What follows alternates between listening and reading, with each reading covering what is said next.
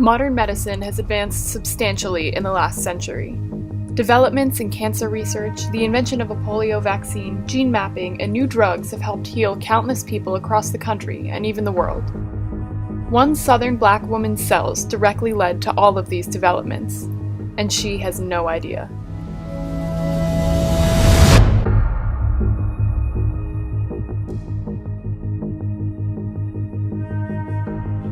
Henrietta Lacks was just 31 years old when she died of cervical cancer at Johns Hopkins Hospital in 1951. It was there that Dr. George Otto Guy, without consent, took the cells from her tumor that reproduced infinitely and revolutionized modern-day sciences. But in order to understand the society that perpetuated such a social injustice, we need to look further back in time. Henrietta's case was not the first example of exploitation of poor and Black people for the medical sciences. In the early 1900s, the eugenics period peaked in the United States. In 1910, the Eugenics Records Office in New York opened to track people who had undesirable genetics. They blamed the DNA of the poor, disgraced, and minority, rather than their circumstances and resources, for their station in life. Feeble-minded, imbecile, idiot. It would have been better by far if they had never been born. A Tuskegee study that began in the 1930s deprived Black sharecroppers of treatment for syphilis. Almost 400 Black men were told by white scientists that they were treating them for bad blood, while scientists went to great lengths to be sure that the men did not receive any treatment for the disease. In return, the scientists gave the men free meals and free burial insurance. The history of medical sciences continually oppressed the poor, uneducated, and Black. Henrietta's case was no exception, and her story begins in Roanoke, Virginia.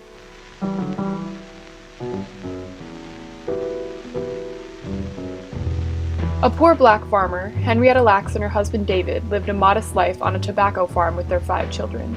Ain't got no home, ain't got no shoes. In 1951, when she was 30, Henrietta went to Johns Hopkins Hospital complaining of abdominal pain and bleeding in her abdomen. Her doctor, Dr. George Otto Guy, soon diagnosed her with cervical cancer. Though she completed her radiation treatment, she died less than a year later. Ain't got no mother, ain't got no father, ain't got no brother. For years, Dr. Guy and his wife Margaret tried to successfully cultivate cells in vitro, or outside of a living organism, to develop methodologies that would cure cancer. With no luck, Dr. Guy and his wife gave up on their quest for an immortal cell line. That is, until Henrietta Lacks became his patient. I ain't got no country. When Henrietta sought medical treatment at Johns Hopkins in 1951, Dr. Guy diagnosed and treated her adenocarcinoma of the cervix, an aggressive form of cervical cancer. Without explicit consent, Dr. Guy extracted a portion of Henrietta's cells into a petri dish for experimental testing during her radiation treatment. This, however, was common practice in the 1950s, as there were no existing informed consent laws that guaranteed a patient's autonomy over their cells.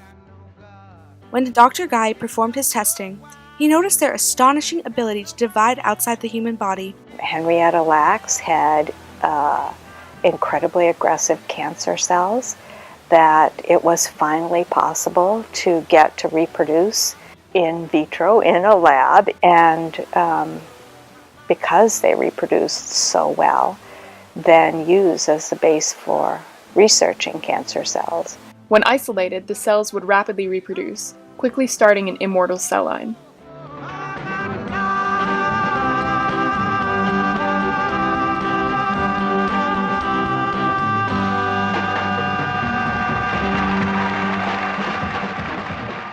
At an attempt to anonymize the cells, he took the first 2 letters of Henrietta's first and last name to label them as HeLa.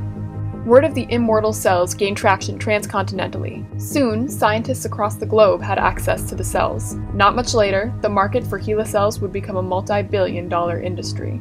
Within the year, HeLa cells or products made from HeLa cells cost anywhere from $200 to about $10,000 a vial.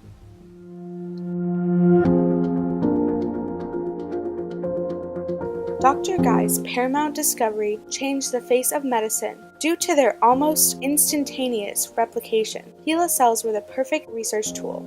At the time of Henrietta's death, polio was a prevalent disease. often infecting entire communities. Jonas Salk, a young researcher, figured out how to make a polio vaccine but needed to test it first. Before HeLa cells, scientists had to test on animals such as monkeys that were expensive and often hurt by vaccines. Upon Dr. Guy's discovery, Salk was able to test his vaccine on HeLa cells. They were able to be infected by the vaccine yet still reproduce, mimicking the human cell mechanism. In 1968, HeLa cells were sent into space on the first Russian satellite Vostok 4 to test the effects of zero gravity on human cells. While HeLa cells were in space, they divided at a higher rate. After scientists could be sure that space travel was safe for humans, mainstream space travel began to emerge. Without the scientific aid of HeLa cells, scientists would not have had as great an understanding of our genetics. Due to their mainstream use in the scientific field, it is said that everyone on Earth has directly or indirectly benefited from the cells. Everyone, that is, except Henrietta and her family. The Lax family had no knowledge of the HeLa cell phenomenon until the 1970s. As a poor black family in Maryland, the Lax were marginalized. From jobs to medical care, minorities were treated unjustly. When Henrietta was diagnosed with cervical cancer, she had to attend a certain wing of Johns Hopkins Hospital specifically designated to minorities. Upon her death, her family had no knowledge that her cells were being tested, and were even more surprised to hear of their vast use in the medical field. In the 1970s, 27 years after Henrietta's death, creator of the Human Genome Project, Victor McCusick, wanted to track down Henrietta's children to test their DNA for Henrietta's HeLa gene. Dr. McCusick sent a postdoc to contact the Lax family. With good intentions, the postdoc spoke to Henrietta's husband. Without telling them the true purpose of their visit, doctors took tissue samples from the Lax family. So why didn't they tell the truth? Presumably they didn't tell the truth because they thought the family would say no. And they thought that if we say, we're testing you because we don't want you to get cancer, everybody's going to say, sure, go ahead. If they say, we're going to take your blood because we want to use it for our research, people are going to go, no, it's my blood. The Lax family was never asked consent for their DNA samples. After scientists received word that there were samples of HeLa progeny, their tissue was soon being bought and sold around the world for scientific research. When one of the Lax sons found out about the massive revenue accumulated from their DNA, he was upset to find that scientists were profiting on samples that he never gave consent for. Despite the medical advancements from theirs and Henrietta's DNA, they could still not afford healthcare. Further, scientists published their health records and genome sequences without their consent, some still containing their full names. When this major violation of ethical standards was exposed to the public, there was an influx of support for the Lax family.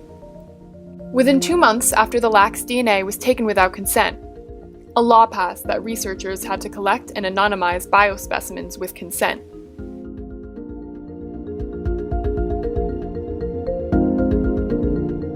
Henrietta's case raises many questions about ethics, privacy, and medical procedure.